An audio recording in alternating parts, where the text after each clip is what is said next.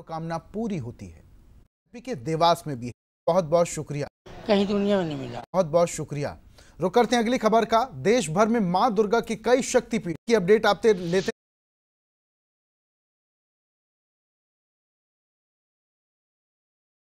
रहेंगे। बहुत बहुत शुक्रिया अनंत तमाम जानकारियों के लिए, और संदीप आपका भी बहुत बहुत शुक्रिया।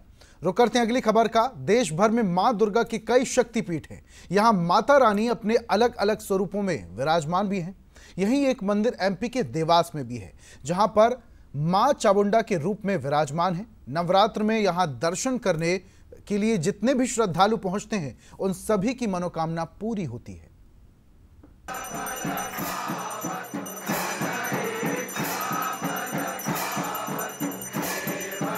नवरात्रि पर देवास की माता टेकरी पर स्थित मां तुलजा भवानी और मां चामुंडा के मंदिर में भक्तों की भीड़ उमड़ रही है।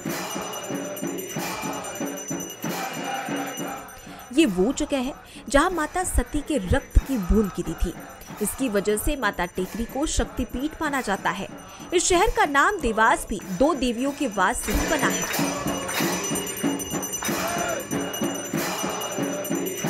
तादाद में अभी हजारों की संख्या में यहाँ पर भक्तगण मौजूद हैं। इन भक्तों की मनोकामनाएं पूर्ण हुई, इसलिए भक्त यहाँ आए हैं। देवी की अनेक मान्यताएं हैं कि देवी यहाँ पर दिन में 3 स्वरूप बदलती है। सुबह बाल्यावस्था में, दोपहर में किशोरावस्था में, और संध्या के समय आप दर्शन करेंगे तो माँ वृद्धावस्था में आपको दर्शन देगी। उसी के साथ यहाँ पर माता को, जिन माताओं बहनों को संतान की प्राप्ति नहीं होती या पुत्र या पुत्री की प्राप्ति नहीं होती, तो उसके लिए माता के मुख में बीड़ा लगाया जाता है। इससे वो बीड़ा माता के मुख में लगा करके जो भी माताओं बहनों को पुत्र या पुत्री प्राप्ति की इच्छा होती है, तो माता के सामने अपना पल्ला फैला करके माता से अपनी मनोकामनाएं मांगते हैं। जगदम्बा की इच्छा के समक्ष वो बीड़ा या तो माता के पल्ले में गिरता है या फिर वो बीड़ा माता के मुख में ही रह जाता है। और जब माता के पल्ले में अगर बीड़ा गिरा तो संभव होता है कि उसकी मनोकामना अधिक से अधिक जल्द पूर्ण करती है।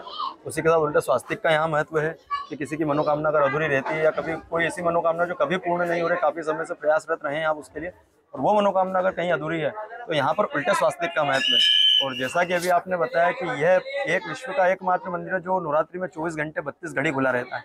तो ये मंदिर की मान्यता है राजा विक्रमादित्य के समय से चलती आ रही है कि यह मंदिर जब नवरात्रि का समय रहता है तो दिन और रात एक जैसे ही यहाँ पर पूजन अर्चन, यात्रियों का आना जाना सब एक जैसा ही प्रारंभ रहता है।